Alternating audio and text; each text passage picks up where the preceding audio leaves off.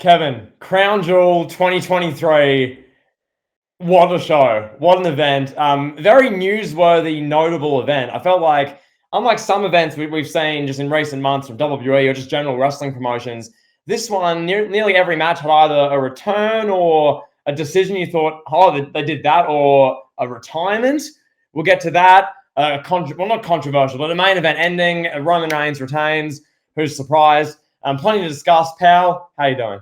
I'm lovely, pal. I've had a long day of watching wrestling and throwing down some vodka sodas, pal. So I'm ready. I'm ready for the review. Pal, that sounds fantastic. I guess we'll cut to the chase right away. I just want to ask you just your just overall opinion. So you watched this show, as did I. What was your feeling coming out of it? Were you like, oh my god, the best thing I've ever seen? That was on par with WrestleMania 17. Were you thinking, OMG, this is as bad as 74-year-old Ric Flair getting a multi-year contract in AEW to promote an energy drink no one's heard of? Was it that level, or was it somewhere in between? Yeah, it was certainly somewhere in between that. Yeah, it was certainly not as great as WrestleMania 17, and certainly not as subpar as Ric Flair signing a multi-year, multi-million-dollar contract with Tony Khan's Wrestling Fed in AEW. So, yeah, this show was clear in the middle of that somewhere.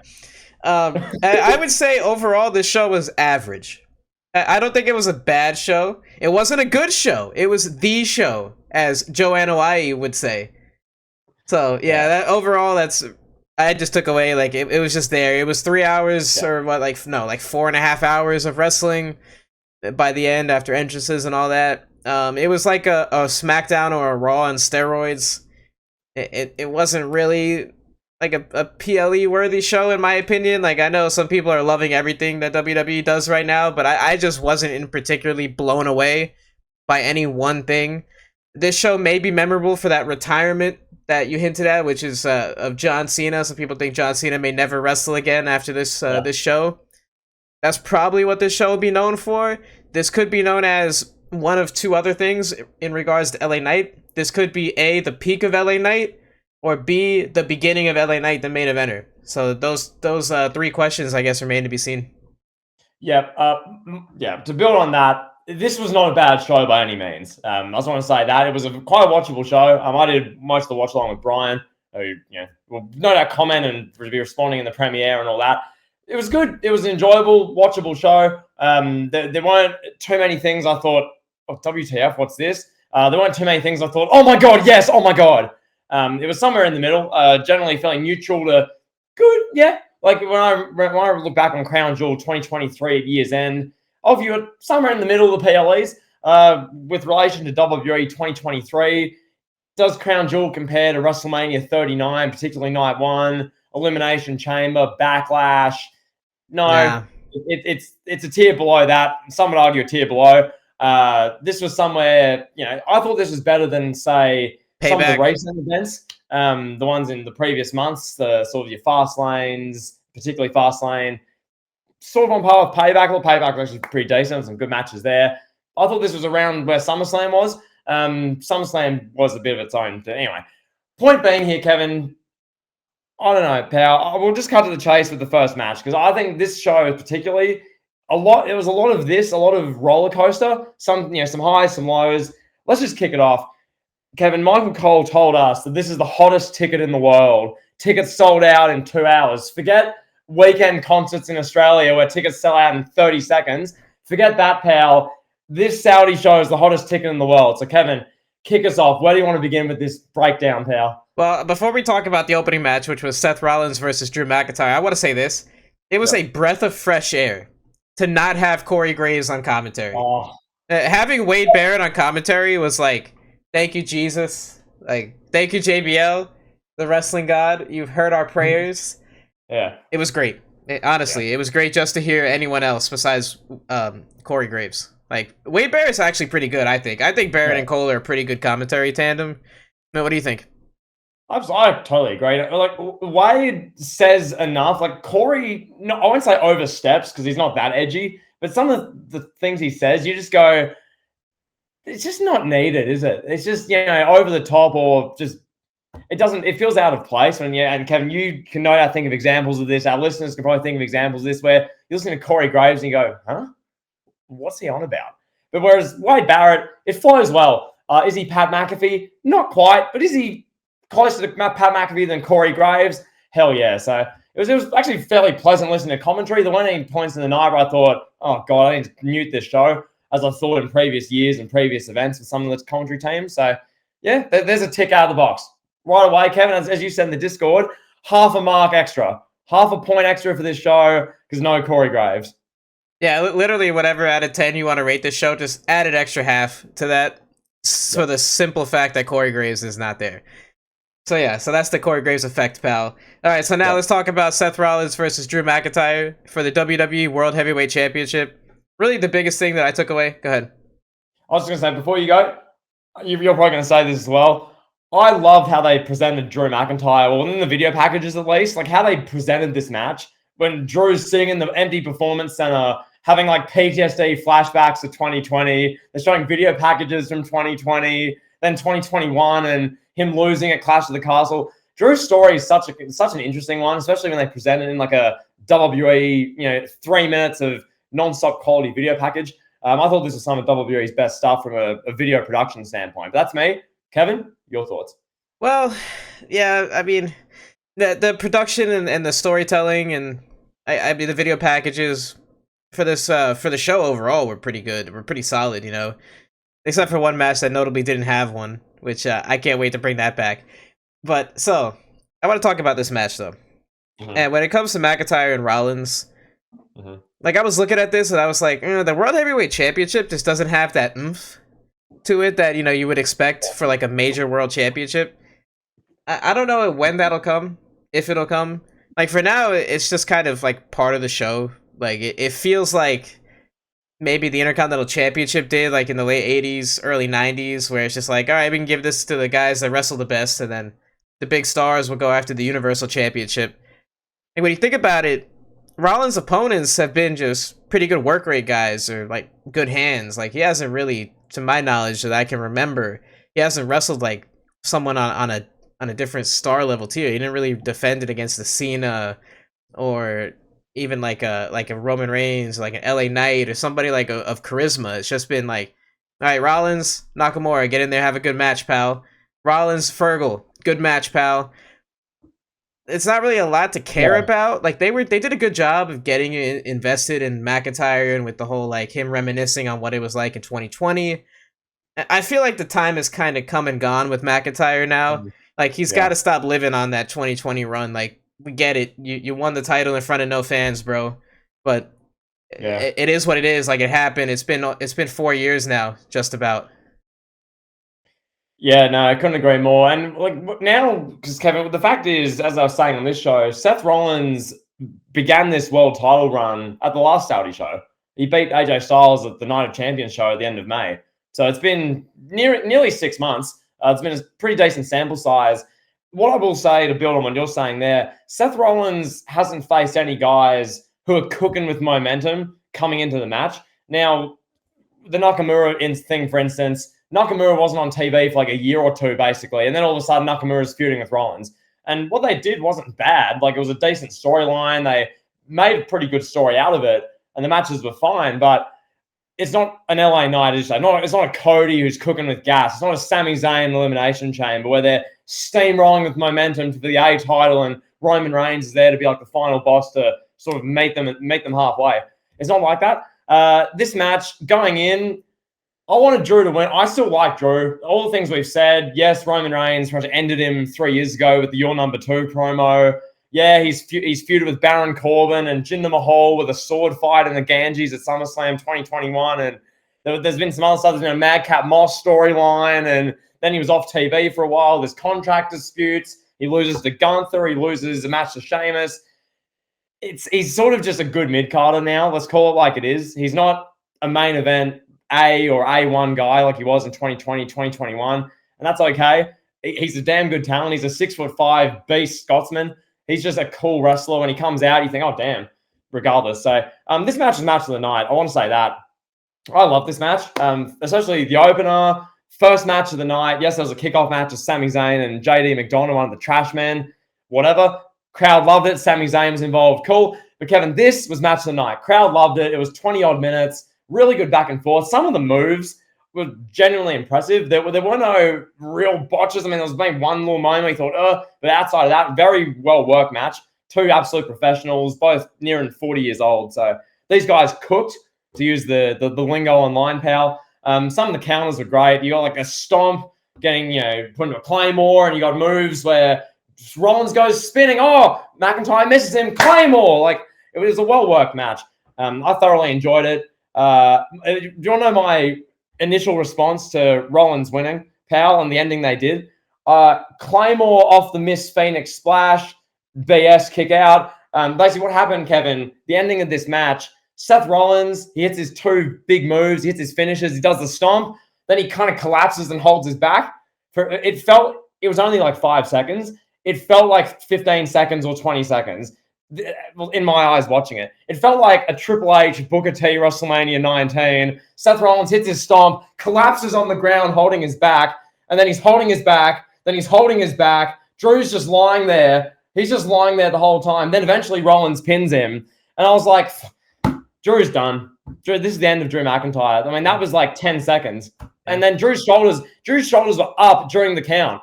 His shoulders were up. I don't know. Anyway, so Kevin, that's my reaction. I said a lot there. Anything else on this match, pal? Yeah, I want to say one thing about the move sets, and I want to pose a question to you. Mm-hmm. So there was a particular sequence where, Seth Rollins, he does the superplex, then he follows it up with the Falcon Arrow. Mm-hmm. So this time, Drew McIntyre reverses it and just hits a regular suplex. Mm-hmm. And I'm thinking about this, and I'm just like, does the superplex not mean anything anymore? Like, I remember when I was growing up watching wrestling, like if Triple H hit Chris Jericho with a superplex, like Jericho would be dead for like a minute and a half. Triple H would be off at Starbucks buying coffee and then would come back and pin him like an hour later. It was just like, it was an intense move. Now it's just like the superplex. Oh, wait, here's another suplex there, pal. And then another reversal. Yeah. Well, Kevin, I think everyone wants to be The Undertaker versus Shawn Michaels from WrestleMania 25. Everyone wants to be Omega versus Okada in a 65-minute match with a million kickouts and neck bumps. And everyone wants, like, that move, as you say, the logistics of it, Kevin, you just explain it to someone. You're on the top rope, so you're on the highest possible rope. You're standing there. The guy grabs your head, and you get thrown literally the other side of the ring, slammed on the ground, on the mat. It should incapacitate you, really, like you're saying, but no, McIntyre was like, nah, bitch, and then just suplexed him. Pal, I have another question for you. Yeah, go for it. Did Triple H's creative team give us a storyline reason why Seth Rollins has an injured back? Did he get jumped? Did, like, somebody run him over with a car? Like, Kevin, now, someone in the chat or in the comments might respond to this and be like, no, Jimmy, you're wrong here. My interpretation, from what I'm keeping up with, nothing was mentioned of Rollins' back in the Balor feud. Nakamura shows up, kicks Rollins in the back and goes, Seth, I know about your back injury from 2019. I'm going to exploit that in our match. And then Nakamura was just beating up his back for like 2 pay-per-view matches. And now Seth Rollins has like fractured vertebrae like he's Shawn Michaels at SummerSlam 2002. Now Seth Rollins is like incapacitated every second move with his back. Where are they going with this? I don't know, Kevin. How many pay-per-views is Seth Rollins going to face a upper mid-card, good hand, have a sore back? You think he's going to lose because of the sore back, or you think Damian Priest will cash in because of the sore back? Nothing happens. Rollins retains. On to the next Raw. Well, at least Damian Priest did come out after this match. Sure. Like, he actually remembered that he has the Money in the Bank briefcase. Yes. So that was nice of him. He made his presence felt, and then Sami Zayn just interrupted and stole the briefcase and jumped to the crowd and got mauled by Saudi children, which I'm not going to comment on.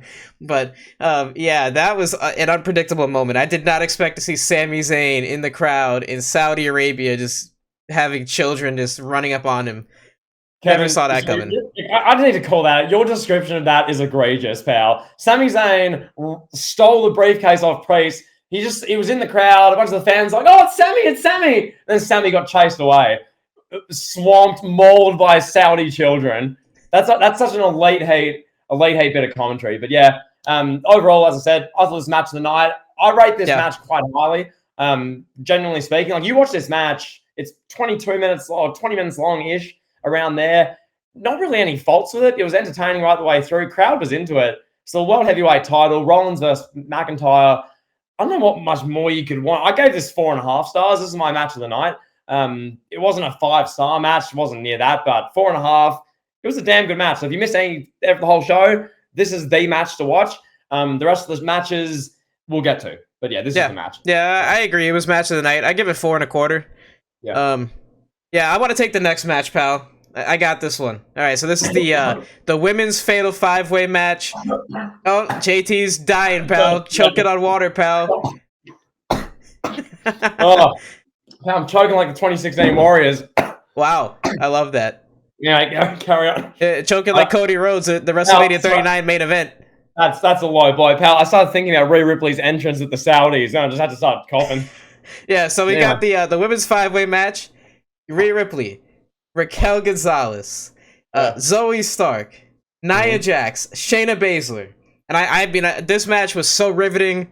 You know, it was what, a 10-minute contest. I've got, let's see, 1, 2, 3, 4. I got 10 notes on this, just 10 bullet points. Oh, wow. Yeah. So no, literally what I have in my notes is too long. Next. That's all I got. So really? I got nothing. Yeah, that's all I got for this. Kevin, the main takeaway from this was Rhea Ripley's entrance. So basically, all the other 4 women come out. The who's who of the Raw women's division, or what's left of it, come out. You're thinking, whatever, who cares? And then all of a sudden, this like droney music's playing. You're hearing this stuff. The lighting's green. There's mist, and you've got these just Saudi men walking out with some cups. Like each Saudi man has a cup. This is my interpretation. There's definitely names for these things. This is just how I viewed it. They're walking out making like a guard of honor almost. I'm thinking, what are we watching here? What is going on? And then Rhea Ripley comes out with the big pyro show, the big, the attire, which I said this in the Night of Champions 6 months ago. Rhea Ripley looks better in that attire than a regular ring gear. It just fits the character better. Nonetheless, she's coming out. I'm like, oh my God, Kevin.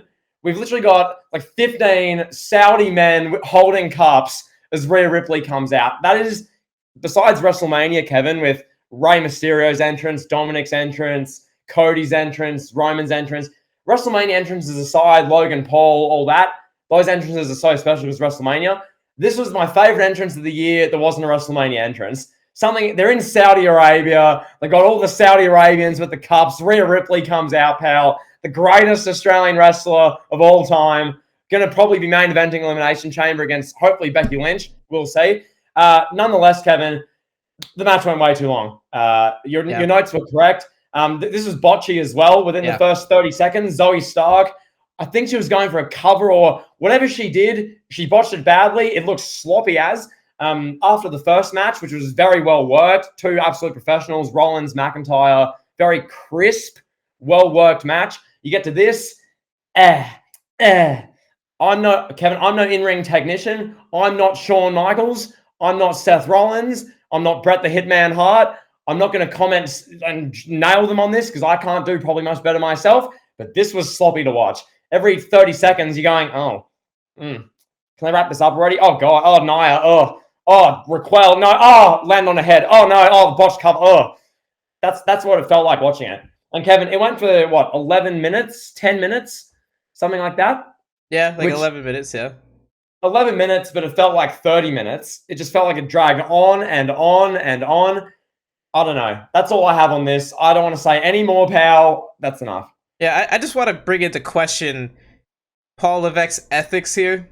Why was Nia Jax brought back? I don't know what WWE's, all the executives, all the scouts, what did they observe throughout Nia Jax's first run that made them go, oh, we need her back? That's a valuable piece for the women's division, pal.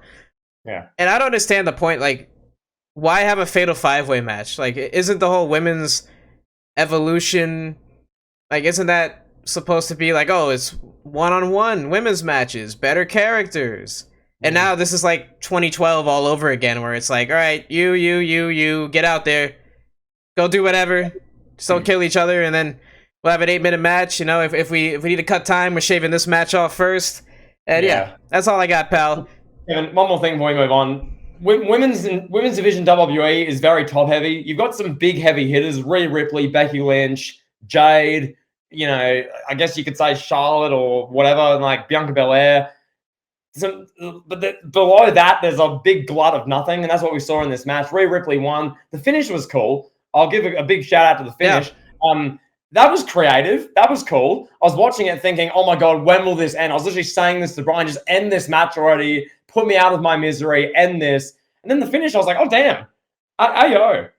That's a W. Ayo. But nonetheless, 1.5 stars out of 5. Cool finish. Rest of the match felt like I was torturing myself. Let's move on. Yeah. Let's talk John Felix Anthony Cena versus Solo Sikoa. Do you want to address the WWE Saudi Arabia airline commercial first? Not yet. We can save that for the end. I'll do a quick 3-minute bit on the propaganda that was littered throughout this show. Cena Sikoa. Sorry, go. I interrupted you. Yeah. So what? I think I'll leave this up to you. What do you have to say? How are you feeling, pal? Like when you watched John Cena get decimated by Solo Sikoa, 2014 Brock Lesnar style at SummerSlam. So, Kevin, I'll just give you, I'll tell the listeners, this is going into your headphones, your ears, you're watching, you're just consuming this. This is how Jimmy JTE felt watching this. The match is going along fine. I just assumed Cena would win because Kevin, in the promos for weeks, he's been saying, I haven't won a singles match in 5 years. This is the most important match to me. I'm putting this on the agenda. I just need to win this match. This is the most important match of my last decade, basically. Cena put it on the agenda. He got cooked by Theory at WrestleMania. That was embarrassment. He just needs to win this match. The match was back and forth for a while, and then they get to the finish with the Samoan spike thing. And so Sikoa spikes him, and then he does it again, and again. So he's done 4 spikes. Cena's laid dead on the ground. I'm thinking, what's going on right now? What's happening? Where are they going with this? Then Sikoa grabs Cena, Kevin, and hits 17 million spikes in a row. Just spikes him while the Saudi prince's Bitcoin stocks go up. Just spiking. And Cena's just dead and he got pinned. Kevin. So Solo Sikoa, WWE's Thanasis Antetokounmpo, who's only in there because of his family connections. He's only where he is because who he knows. He just beats Cena and probably retires him. Judging by Cena's career trajectory, the fact he hasn't won a singles match in 5 years, his diminishing role, the fact that he'll be off to Hollywood, and what they did after this match, Kevin. Cena's in the ring. He's not crying, but he's clearly emotional. Michael Cole stands up and does the Michael Cole clap where he goes like this. You can see Michael Cole, Wade Barrett's clapping like a normal person like that. Michael Cole does his Cole claps. Cole like claps. This. Cole claps nonetheless. Everyone's a standing ovation, Kevin. Cena retires off into the sunset. No more Cena. Solo Sikoa's retired him. Cena's done. Michael Cole goes, and for my money, this is the greatest of all time. He's really harping on that. I left that as Cena walked off, Kevin, and we'll get your ruthless opinion in a moment. I said out loud, what the F was that? What did we just watch there? What has Paul Levesque just done? Okay, maybe John Felix Anthony Cena, the human, wanted to put over Sikoa, and if that's the case, shout out to Cena. Cool, I guess. Why even bring up this 5-year losing streak to begin with? Kevin, John Cena can't be a credible wrestler in any match going forward. After the Theory WrestleMania debacle, which was just embarrassing, where Theory just destroyed him in 12 minutes, basically, all through the cheating, and then this, where he had 15 Samoan spikes hit against him by a legitimate mid-carder, Solo Sikoa, who's been beaten by Jey Uso, Cody. But Sikoa's been beaten a bunch in the last few months, and he just decimated Cena. So, Kevin, where Cena sits nowadays, he's done. Can Cena be a marquee talent at WrestleMania 40? Or how? It's Cena versus X. Why should we care? Cena hasn't won a match in 5 years. He's been decimated. This was clearly a retirement. This was a send-off, Kevin. Solo Sikoa's retired John Cena the same way Baron Corbin retired Kurt Angle. I would argue Sikoa retiring Cena is worse. All right? That's just me. This, I'm not a fan. Kevin, maybe I'm being too negative. Maybe I'm overreacting. Kevin, give us the real point of view, pal. What were your ruthless opinions? Yeah, I think you might be a tad bit negative on this. I think this is a moment that we have to let play out. You know, we have to let it marinate. We got to give it time. Solo Sikoa has been around for what, like a year now, roughly. Like, Bit over a year. yeah, Came in at like Arsenal. Yeah. yeah, like what, 13 months, 14 months. Mhm. And within that 13, 14 months, he's now beaten John Cena clean and has seemingly retired him. But we have seen this before with Cena. We've seen Cena leave his armbands and his hat and his shirt in the ring. I don't remember what match that was. Was that No Mercy 2017 after Roman beat him? One of these matches he's lost, but Kevin, and just one more thing before you carry on. One of our great loyals, Ishan, mentioned this in a comment recently in our Crown Jewel preview for this show about Cena and why he needs to win, because in kayfabe, just purely kayfabe, you can't just lose match after match after match after match. Like, look, when he lost to Theory, that was the bad one because it's Theory. We've seen what's happened with him since. I don't know how much this means for Sikoa. I guess, if he's beaten Cena, cool. I don't know, Kevin. Carry on. Well, here's the thing. I'll address the theory thing for a moment. That was like Cena realizing, oh wow, okay, this guy is not good. He doesn't care about wrestling, and he's not on my level. So we have to cut time. Like, they were given like 25 minutes or whatever, if you believe the rumors. So it was a little bit different. That was probably like a favorite of Vince McMahon, With Solo Sikoa, this was seemingly a guy that Cena wanted to put over. Cena could have really cooked him in his promo the night prior on SmackDown. He could have really cooked him. Like, what he said was like, it was like, oh, ooh, burn.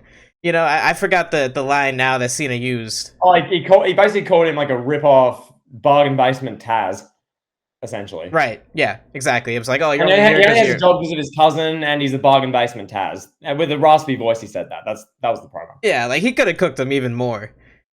So he clearly wanted to put over Solo Sikoa. I have a lot of stock in Solo Sikoa. I think he's a guy that's going to be a pillar of WWE going forward. But this is a moment here, like, this is a lot for a guy like Solo Sikoa, who's not really a developed character. Yeah. He's not really had a chance to stand on his own. He doesn't cut promos. For the most part, he's been Roman's cousin that just hangs out with him. Like, this is a big spot, a lot of pressure. It's a make or break moment for Solo. Honestly, like, he's given this privilege of beating Cena clean, and not just beating him, but decimating him. He squashed him, really. Like, it was competitive, yeah, for like 8 minutes. But then the last like 5 minutes, it just evolved into a squash match. Cena just looked like this old guy that was being put down by the young stud, basically. So I don't know. I do think this is a big move. I would hope that this is not like a short-sighted booking where it's just like the next morning on Raw when Triple H and Shawn Michaels and everybody's in the back writing the shows for next week. They just like I hope they don't pretend that it just didn't happen and they just move on and continue to book Solo as like a guy that doesn't really matter. Like, I hope there's some thought behind this. Maybe we get like Solo gets a boost, like, he goes after Roman next. Maybe he's like, all right, I just beat John Cena, now I can beat Roman. Like, that doesn't need to happen like instantly this Friday, but I think logically he'd have to come after Roman next, right? I guess. And I mean, Kevin, you said this in our Discord chat. I was going to follow up. When it comes to Sikoa now, he's going to eventually feud with Roman. That's just the writing's on the wall with that.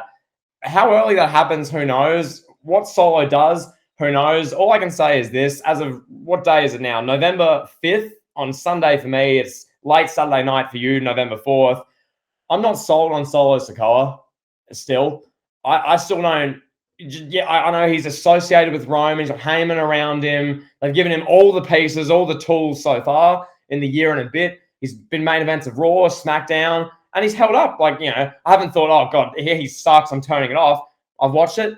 I'm not, like, sold. Like, I don't feel the same thing towards Sikoa as I did towards Umaga. Like, he had a real presence to me. Like, Sikoa has a presence. Like, you notice him on the screen. He's doing this. He's like an enforcer. But Umaga had a real intimidation, like a real sort of, he had that extra level to him, my opinion at least. I guess another comparison, I guess Rikishi, he was around the main event sort of level. Was he ever The Rock? Of course not. Sikoa is not Roman Reigns. He isn't. I just view him, he's a good upper mid-card sort of talent. That's Solo Sikoa. Promo-wise, he's not there to talk. That's Heyman's job. In the ring, he's okay. He's Samoan, so I guess he'll be in the main event because of that. But yeah, that's Sikoa. I don't know if I'm being harsh. He's probably an amazing human. He's probably the best person in the locker room. I have no doubt in my mind. But just from the on-screen side of it, I'm not sold. And now he's dismantling John Cena, the greatest of all time, or one of them, and ending his career, it seems. And it's like, oh, okay, I guess. Yeah, they have to start doing double time from a booking standpoint with Solo. Yeah. They have to make him catch up to, as like, from a presentation, from a character standpoint, from a credibility standpoint, they got to do a lot of catching up to make this move of beating Cena the way he did justifiable. Yeah. He definitely needs some tweaks to like his entrance, theme music, like, he needs more of a presentation as a singles guy now. But we'll see what they do going forward. It's something that we gotta let it develop. I think he's gonna be a major player come the Royal Rumble. I think they were already teasing tension between him and Roman, and I think they're gonna start stepping on the gas with that. Maybe that's like a SummerSlam main event. Who knows? Yeah, I don't know, but I do think I do see big things for Solo. But I think this is something for now. We got to let it play out. Yeah, 100%. So hopefully, once again, I can prove wrong. I'm happy to be proved wrong. Unlike some podcasters and YouTube creators in the wrestling community, I'll happily be proved wrong. Hopefully, the talent does a good job like LA Knight did and proves me wrong, particularly. That's awesome for the business and good for everyone involved. So, Kevin, that being said, I want to say one more thing. Yeah. And we got to give credit, too, to WWE for trying to build a new star. This was something that probably would never happen under the Vince McMahon era. Kevin, in AEW, you'd have Ric Flair promoting energy drinks, Jeff Jarrett, Paul White's knees. At least, 100%. For everything I just said there with Sikoa, at least they're trying. I cannot fault them for trying. I cannot. So, shout out Paul Levesque at the stove, Tony Khan. Why are you signing Ric Flair on multi-year deals? You clown. Carry on. All right, now, pal, let's talk about this. The most must-see talk show in WWE history. So I have here Miz TV segment with Grayson Waller and Saudi celebrity. As a bullet point underneath that, I have 3 letters. IDK. That's all I got. That's all I got in my notes. Like, I'm watching this, and I'm scratching my head. I'm like, okay. Miz is here. Miz gets a babyface reaction. Cool. All right. Then a big-time Saudi celebrity comes out. Fair enough. I don't know the culture. I don't know who he is, but this is clearly for the home crowd. Okay, cool. Now, when Grayson Waller gets involved is when I'm like, why is he out here? Like, he comes out, he's making fun of The Miz, and then I'm like, okay, cool, whatever. Like, you and I were talking about Grayson Waller, like, he could be a nice, like, mid-card guy, like, he could have a good career as a wrestler. And after this moment, after this segment, I take away that he's just going to be a comedy relief guy. Like, I don't think that WWE sees any big plans for him. Like, he took a people's elbow from this celebrity. I mean, we don't even know his name. Yeah. Ibrahim Al-Hajjaj. Yeah, Ibrahim Al-Hajjaj. He takes a people's elbow from Mr. Ibrahim. He gets beat up by The Miz. Yeah. And I'm looking at this, and I was like, WTF? Like, what is... Yeah. Well, yeah, I mean, the reality is that Grayson Waller, WWE views him as their next Miz, as their next talk show host. He's just there to spur some drama. Maybe there'll be a conflict on his show. Maybe he'll just get beaten up. I mean, we've seen this with The Miz hundreds of times. Ex-wrestler or ex-celebrity, ex-person goes on Miz TV, either beats up Miz or beats up someone or calls someone out. I don't know, Kevin, this was a bit... I mean, I liked it because Grayson Waller was involved, but then I saw what they ended up doing with it. I was like, oh, I don't know about that. Ibrahim Al-Hajjaj was spent, I'm not kidding, 25 seconds with his, thing, tying it up. He was, tying his thing. I don't know the exact name. I don't want to offend anyone by saying it incorrectly. He's trying to tie this up, and then eventually he stands there over Grayson Waller's dead body for 20 minutes and then does the people's elbow.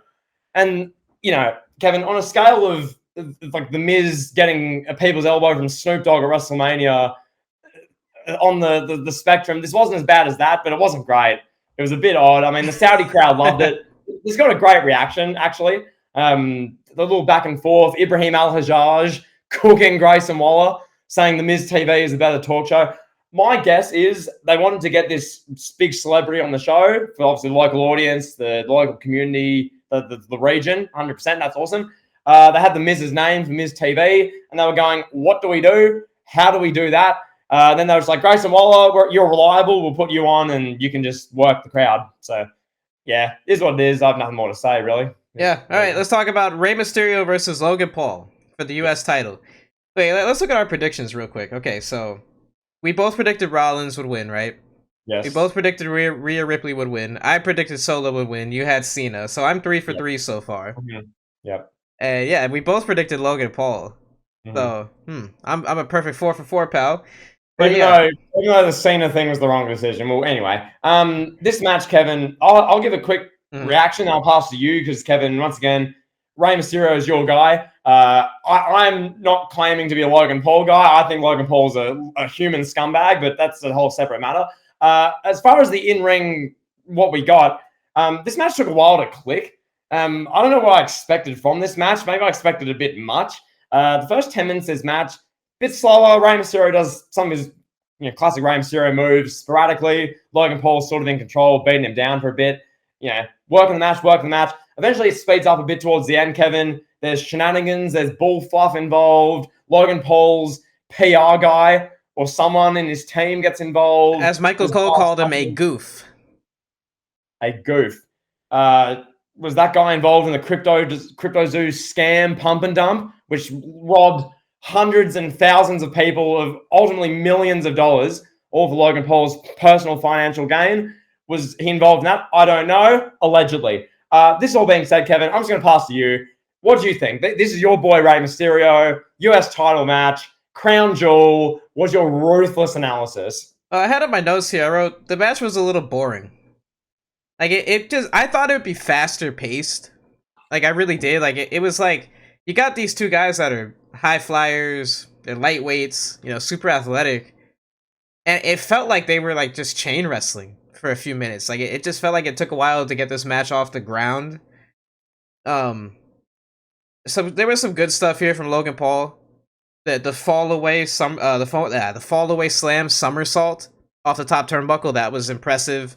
The moment where he caught Rey Mysterio and saved him from a severe head injury, that was also really good. Showed good, like veteran-like in-ring poise from Logan Paul. Those are some of the highlights. Other than that, not too much from the highlight standpoint. Like I really liked Logan Paul after he won the match. He just goes up to Ray and he's like, "Oh, I love you, man. You're one of the best, man." And Ray's like, "You cheated." He's like, "I won fair and square, bro." Like it's just Logan Paul's gimmick is just like he's a Chad, for lack of a better term, just a meathead, just like an idiot, just like yeah, bro, come on, bro. Yeah, let's go get a beer, bro. Yeah, and it works. It works. It like does. Logan Paul can do that. The Theory can't. Like no one knows. Like Theory is a similar thing. It doesn't click for him. Logan can just do that. That's Logan Paul. Like he has the name built up from his own social media and his own presence and all that. The ending for this was just fascinating. I mean, it was similar to the Ricochet ending at SummerSlam.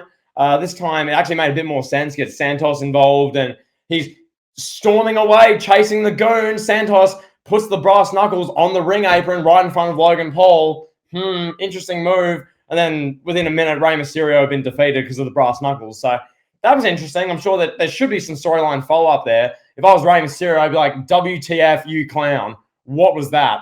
So we'll see whether Rey gets annoyed. As you hinted at, first half of the match, I was thinking, stylistically, do these guys have any chemistry? Like maybe there's just a clash in styles somehow. It worked out well. They clicked more later in the match. So yeah, I gave it 3.5 stars. Good match. Can't really complain. Good stuff. Yeah, it was fine. It was like a 3.5. Yeah, it was a good, solid match. Yeah. I mean, it's like Logan winning's, I guess, is good for WWE's PR. He can go on impulsive and flash the U.S. Championship around, and he can have like some mid-carder on there. He can have Ricochet back on, and Ricochet can challenge Logan Paul for the U.S. title on an episode of Impulsive. They can do some stuff like that. It won't be Ricochet, but someone of that nature. Good. And Kevin, this is the sort of impact a move like this has. So a friend of mine who, used to watch like years ago, barely follows wrestling now, sends me this. So this was 2 and a bit hours ago. So obviously after Crown Jewel, just sends this message. I didn't mention Crown Jewel. I didn't mention wrestling. I haven't mentioned wrestling for months. This is what he sends me. Logan Paul won a title, WTF. So people are aware of this. People like Logan Paul, WWE.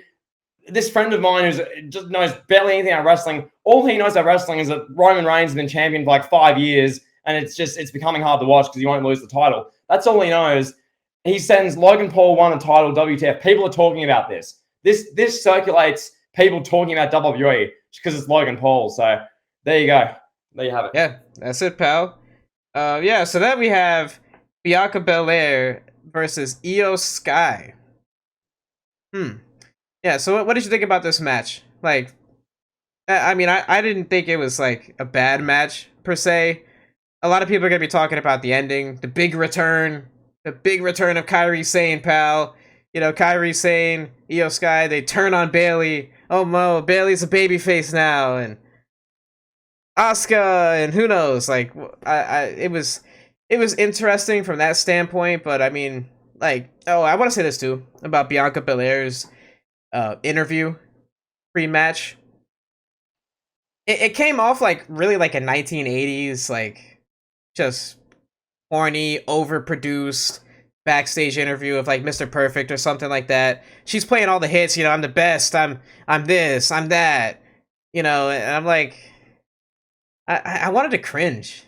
I don't know, it's just the lack of content there and the lack of effort that's put into the women's division. It's just so staggering. It's like in your face, you know? Yeah. Well, Kevin, I guess going forward, one thing I will say, just to be 100% clear, I thought the match was it wasn't a bad match. It was a solid match. And I think it's a good thing that with Kyrie back, they're doing this thing with AO. Hopefully that means the main event of this women's division isn't just Charlotte Flair coming out saying, I'm the queen, I want a match at the next pay-per-view. That's the positive. Yeah. But they're doing something because it's been for years. It's literally been, oh, Charlotte's just involved. Okay, am I making lunch now? Am I cooking up something? Am I going to the bathroom? What am I doing to not watch Charlotte? So there's that. The thing I will say, Kevin, which this became clear in the last 3 matches of the night, this was a recurring theme regarding the booking from Triple H. Now, I understand that when you've got factions involved on the heel side, obviously they're going to get involved in the pay-per-view match to try and cost the babyface. I get it. It's Wrestling 101. Something about this, where this match with Bianca Belair and Io Sky had it.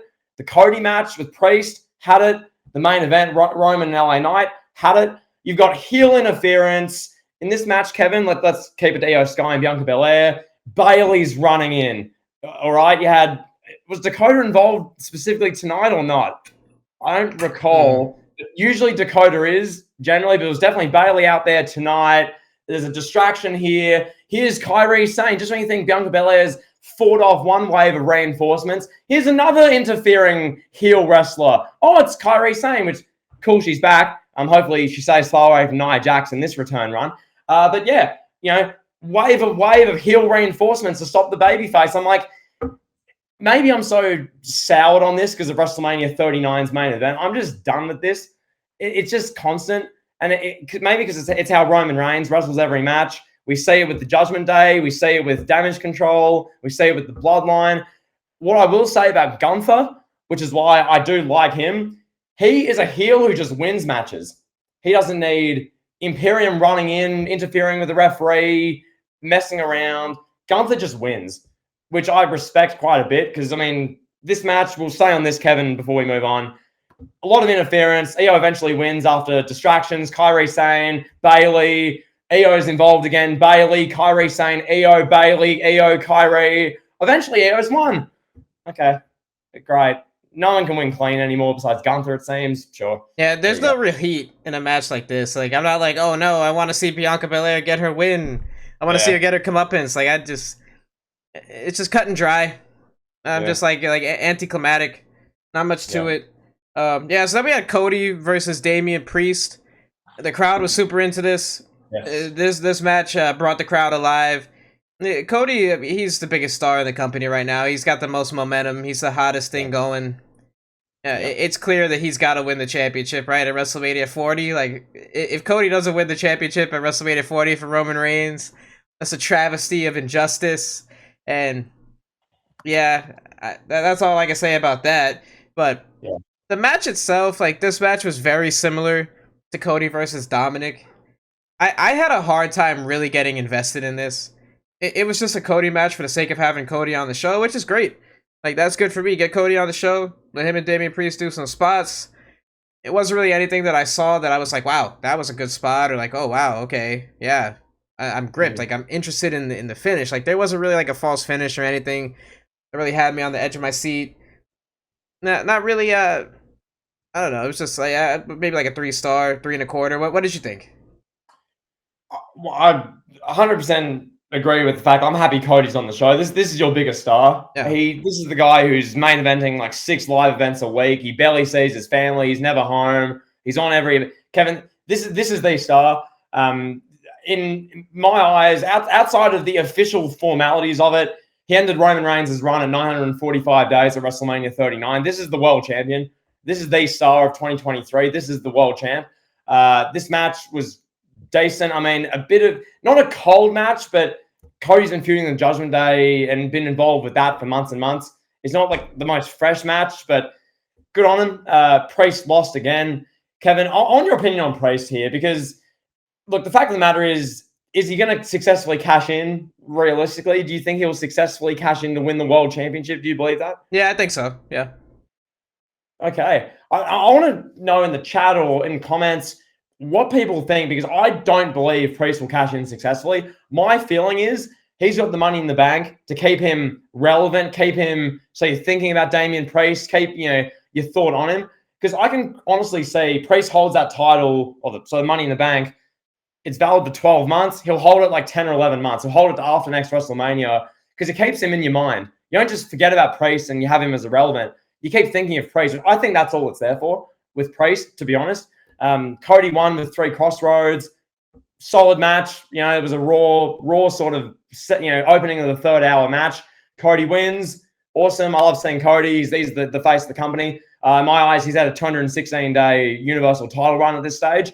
He's held it since WrestleMania. That's just my view. I don't count the tribal fraud and everything involving him. And, the babysitting Samoan. I don't count him. Cody's 216 days in his world title run, Kevin. Love to see it. Absolutely, pal. Absolutely. Oh, man. Yeah, anything else you want to say before we move on to the next match, to the main event? Kevin, do you want to do the main event and then the Saudi commercial? Or let's do the propaganda. Let's do the propaganda first. All right, yeah. So you have the Saudi Airlines commercial, right? We got to take the glasses off for this one. I'm watching this and I'm like, this is so ironic. Like, that we're seeing WWE promoting how great like the travel is in Saudi Arabia. Like, there's a huge elephant in the room. Like, how could people forget that 5 years ago there were like AJ Styles missed a SmackDown, and all these wrestlers, John Cena, I don't know about John Cena, but Vince McMahon and like all these wrestlers, 80% of the roster missed SmackDown. That NXT jobbers on the show. Yeah, because of, like, I don't know what happened. I'm not even going to say what people think happened, but there was a plane that did not get off the ground for hours upon hours from Saudi Arabia to bring the wrestlers back to America. And then I think it was AJ Styles, did some damage control. It was like, yeah, we were not afraid for our lives, bro. My wife was totally fine. I was updating her constantly. So, but man, this was like, wow. And then there was the commercial with LA Knight like hanging out with Saudi Arabian children and Bianca Belair, and I was just like you're listening to like Byron Saxton talk about how great Saudi Arabia is and how big of a destination it is. And I'm just thinking like, okay, what average person, like you and me, we're watching this, right? Like, are we gonna go like think, okay, I gotta go to Saudi Arabia now because I've seen this commercial, because I saw Byron Saxton say how great the restaurants are in Saudi Arabia, and I saw Bianca Belair talk about how much she loves the nightlife. Like, can we even go to Saudi Arabia? How much is Saudi Arabia? It's probably super expensive. Like, I just don't understand the point of this. Like, it's clearly just propaganda, so the world could be like, oh yeah, Saudi Arabia is not that bad. And then they're like, yeah, we're bringing WWE, UFC, golf, basketball. Ronaldo's here, pal. Phil Mickelson. Like, F1's coming here. Like, I don't know. Okay, cool. I'm glad you're having all these sporting events in your region. It doesn't really affect me or my life. Like, Kevin, I will say this. Yeah. Yeah. There were really two commercials with this. The first one was the egregious one. This came right after the Rhea Ripley women's match. That was the one about the airlines. It was Riyadh Season Airlines was the specific name. It was Riyadh Season I'm Airlines. glad you wrote it down. I'm naming and shaming who was involved in this. Drew McIntyre, LA Knight, Bailey, and Bianca Belair. I wrote praising Saudi aircraft for 2 minutes. Ironic is what I wrote down. Very ironic. It was very interesting. From memory, Blair wouldn't have been involved in the 2019 debacle. That's all I'll call it. I'm not going to say what happened. Everyone knows what happened, which led to NXT invading SmackDown, which is quite a good show. And when I said NXT jobbers, I meant people like Leo Rush. Anyway, I guess LA Knight wasn't involved in that incident, nor was Bianca Belair.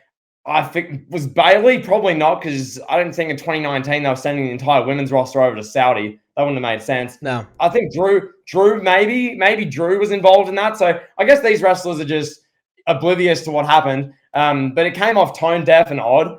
I was watching it. I'm listening to LA Knight telling me how great the aircraft is now. Bianca Belair it felt like she was just in her own home having room service, and Bailey was saying how the experience was great on the airline, and Drew McIntyre was like, it's great that they can house the Scotsman like that and give me a first-class flight. Like, I was just sitting there going, what am I watching? What is this? Did Nick Khan watch this and think, this will justify our $50 million payout the Saudis are going to give us? I don't know. It was weird. It was tone deaf and odd. Not the end of the world, just odd. It raised my eyebrow, powdered a people's eyebrow watching this. Main event time. Let's move on. Yes, sir. All right, Roman Reigns versus LA Knight. Yeah. For the WWE Universal Championship, pal. The hot mustard belt. Yeah. So this had a big fight feel.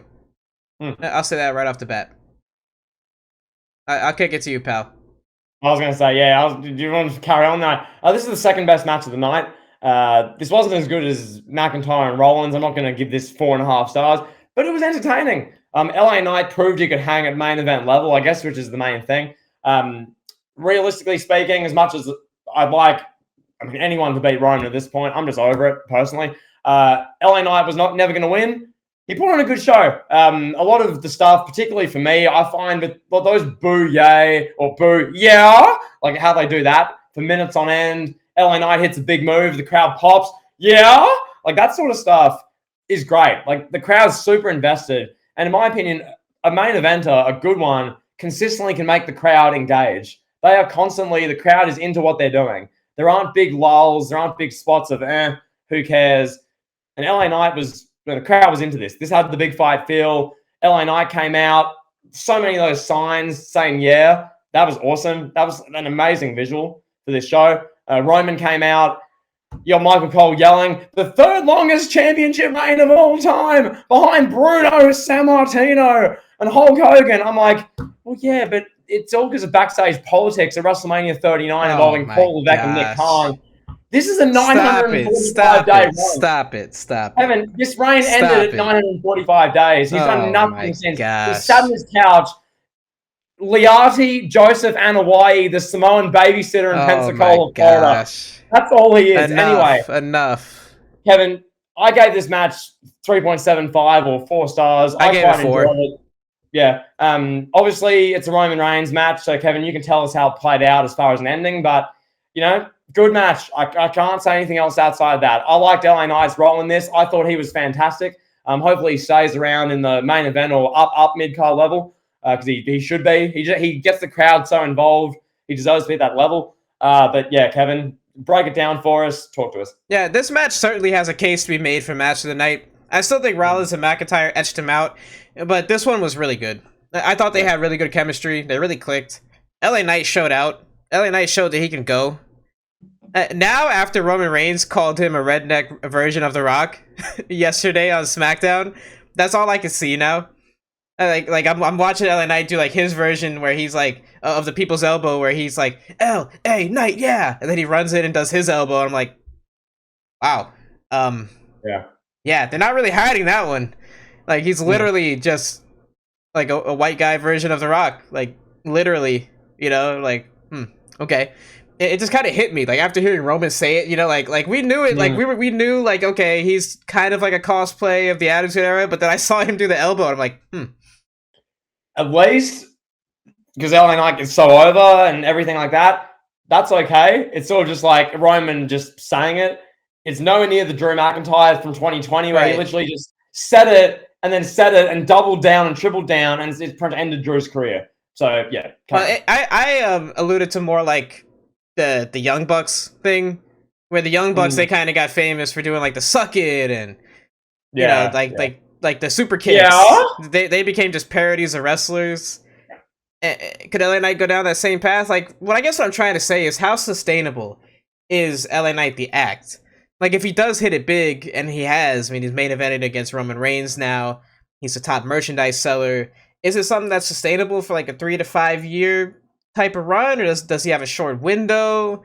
I don't know. It's interesting, but I got to give it to the guy. I mean, he literally, I don't think anybody thought he'd be in this position even 6 months ago, 8 months ago, last year.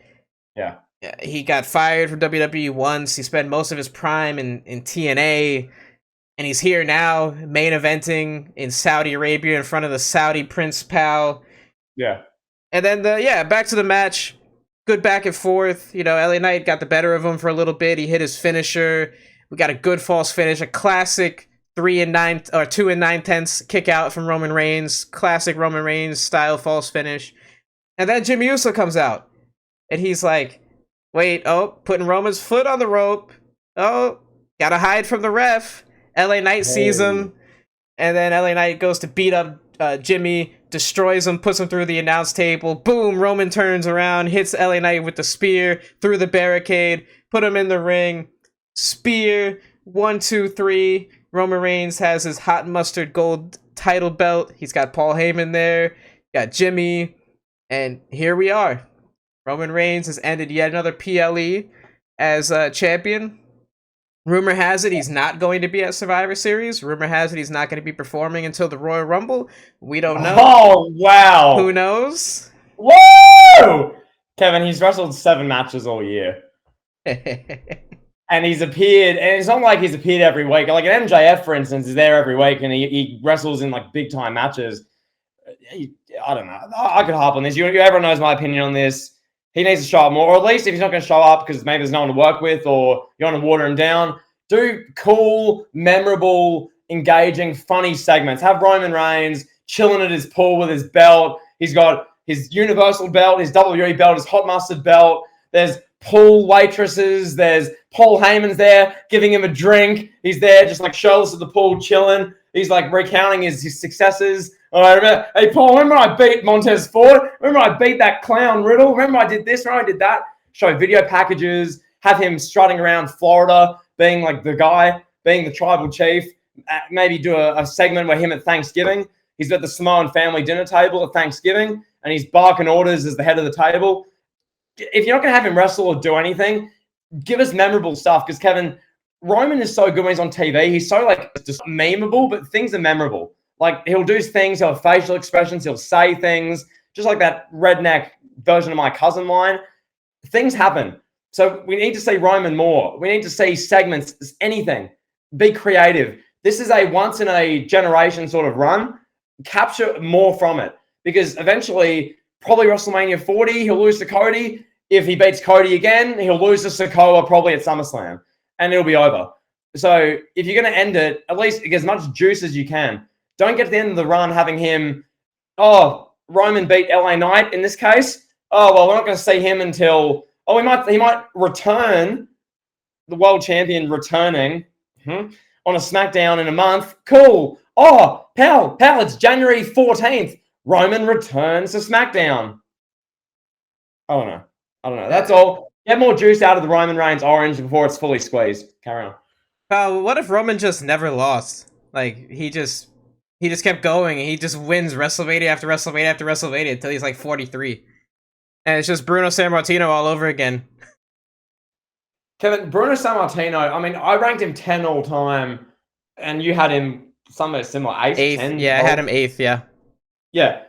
It's completely different just era of life. Like, that was like 60 years ago. what you could get away with then him main eventing one MSG show a month, winning a match with a bear hug, and then coming back the next month and doing the same thing because it was a special circus attraction. That's what wrestling was. It was very like, oh my god, I get to see it.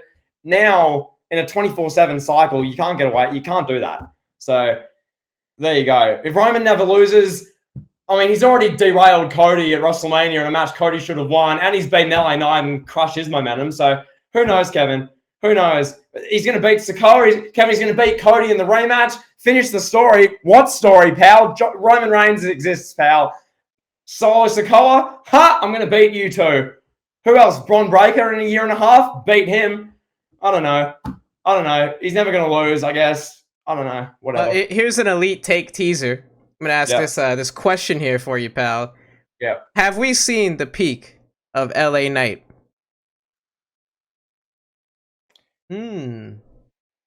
Has Roman Reigns successfully killed the career of Eli Drake, pal? Was that his name? Eli Drake? Yeah. That was, right? Yeah. Eli Drake, yeah. What was his other name in NXT? Can't His recall. other name? Yeah, didn't he go by something else in his NXT run? Let me see. Hold on. I'm going to pull it up. Mark Carter's going to be screaming at us through the screen and through his audio platform right now. Yeah, but I'm going to pull it up. Hold on. Go ahead. Yeah, but just generally, positive note, once again, because, I've turned this into a negative because, of course. But no, good match, fun main event. Kevin, once again, just to recap, overall... Oh, he was Max Dupree in NXT. Yes, the what were they called? The millionaire, or the $1 million blonde boys, or what was their thing? The Millionaire Boys Club? The Millionaire Boys Club? Like that, like, what? Okay.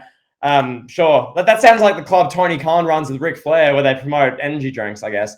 I don't know. Kevin, I'll just close this out for you and get your final takes. Your final elite take, pal. What do you, Kevin, Wrestling Uncovered, who's going to be releasing a scathing documentary soon. Oh, yeah. What do you give this show, Crown Jewel? What's your out of 10 rating for this event? Well, I had it at a 6.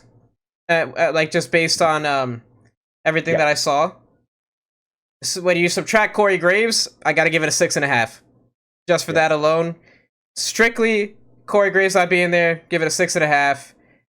It's not a show that I'll probably go back and rewatch anytime soon. I could definitely see myself rewatching that Roman Reigns and LA Knight match. And that's probably it. Maybe Rollins and McIntyre, but I don't think I'm going to be going back anytime soon. Firing up the old Peacock, pal, and watching back the show in full. That has no ring to it at all. Firing up the Peacock.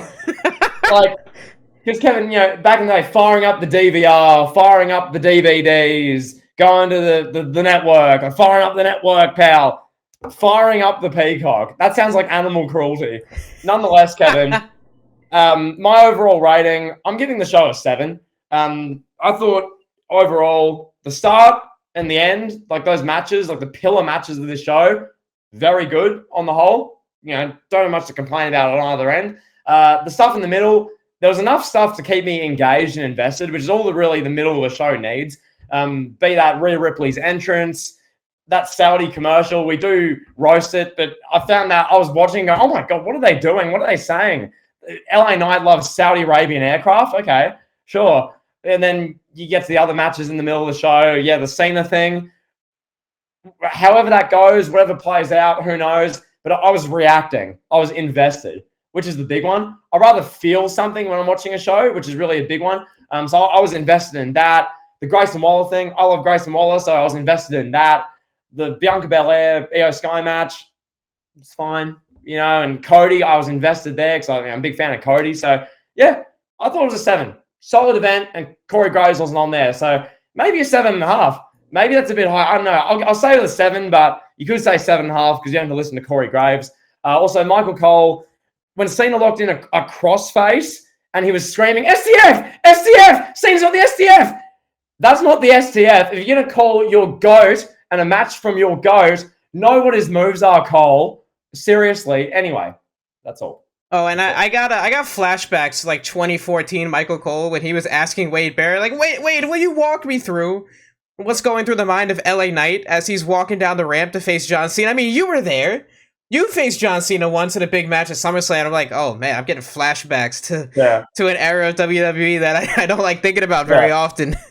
Yeah, and then Cole mentioned JBL's big match John thing. I was like, oh my god. Remember JBL, it was big match John Michael, and then it was you built a WWE superstar from the ground up. He looked just like Randy Orton Michael.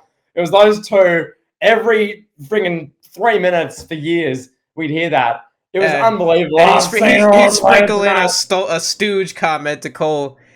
Oh my god. It was just, you stooge. I remember I'm getting PTSD flashbacks now, Kevin. I'm visualizing this on the wall in front of me. It was the 2013 Royal Rumble. The Shield have clearly interfered in Punk vs. The Rock. The lights are out. You're hearing Cole and JBL yelling, "It was the Shield! It was the Shield! Shut it, you stooge!"